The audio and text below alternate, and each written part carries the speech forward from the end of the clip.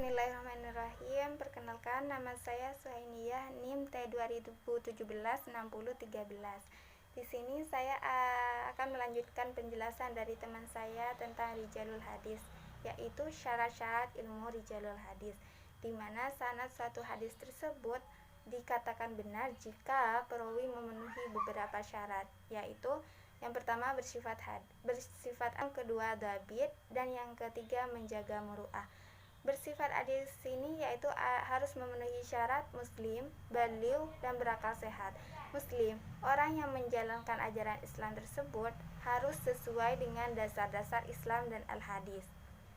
Nah, sedangkan baligh di sini orang tersebut mumayyiz, mampu membedakan mana yang halal, mana yang haram, mana yang benar, dan mana yang salah. Dan yang ketiga yaitu berakal sehat. Orang tersebut dalam keadaan waras, tidak dalam keadaan mengigau atau tidak dalam keadaan mabuk, serta tidak terlalu fanatik pada golongannya. Artinya fanatik di sini orang yang meriwayatkan hadis tidak semerta-merta hanya meriwayatkan hadis yang condong pada golongannya saja. Yang kedua yaitu dhabit. Dhabit di sini ada dhabit fil kitab, ada dhabit hifdzi. Nah, dhabit fil kitab yang dimaksud dengan dhabit fil kitab di sini, orang tersebut kuat dalam menjaga tulisannya, sedangkan dhabit fil hifdzi kuat dalam menjaga hafalannya.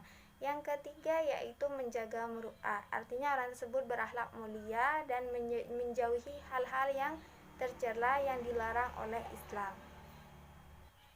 Oke, for the next point tentang cabang-cabang ilmu Rijalul Hadis.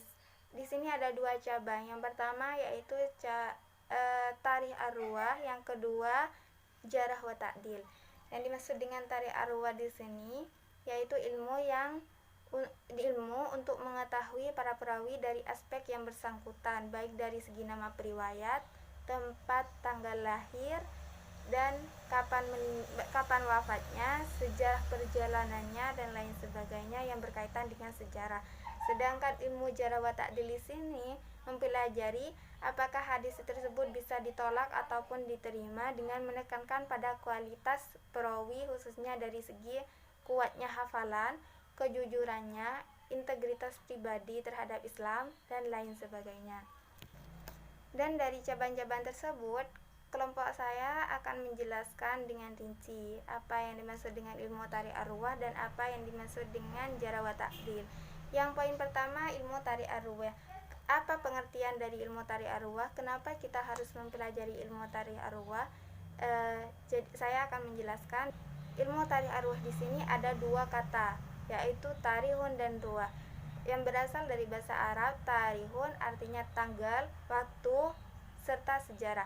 Sedangkan rawa di sini artinya periwayat atau pembawa cerita. Jadi dalam bahasa Arabnya tarikhun ruwah di sini sejarah dari pembawa cerita. Menurut istilah Dr. Mahmud Tahan di sini menjelaskan ilmu tarikhun ruwah adalah ilmu yang membahas tentang sejarah kelahiran para perawi, pemerolehan riwayat dari para syekh, pencarian hadis ke berbagai kota, dan wafatnya perawi.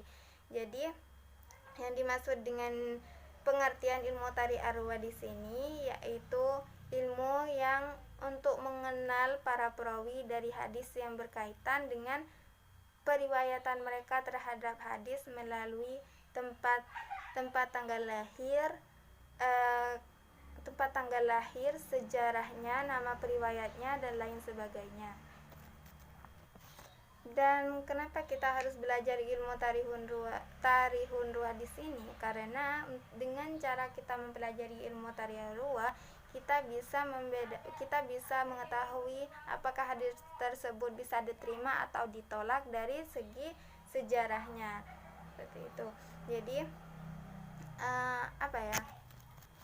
karena dengan mempelajari ilmu tarikh ar-ruwah kita bisa memastikan apakah hadis tersebut benar atau tidak. Karena terkadang ada lafaz yang sebenarnya bukan dari Nabi tapi dinisbatkan kepada. Tarikh ar-ruwah di sini perlu kita pelajari untuk lebih memastikannya, baik dari tanggal lahir dan lain sebagainya, dari segi sejarahnya. Namun tidak, intinya yang berkaitan dengan sejarahnya, tidak hanya tentang tanggal lahirnya saja, tempat juga perlu kita perjelas, karena kalau hanya dari nama ataupun tempat lahir ataupun ini terkadang ada yang sama gitu. Jadi tempat tinggal ataupun tempat lahirnya juga perlu dipertanyakan secara jelas. Terima kasih, mungkin hanya ini dari saya. Selanjutnya tentang ilmu tarikhul ruwah, poin-poin selanjutnya akan dijelaskan oleh partner saya. Terima kasih. Wassalamualaikum warahmatullahi wabarakatuh.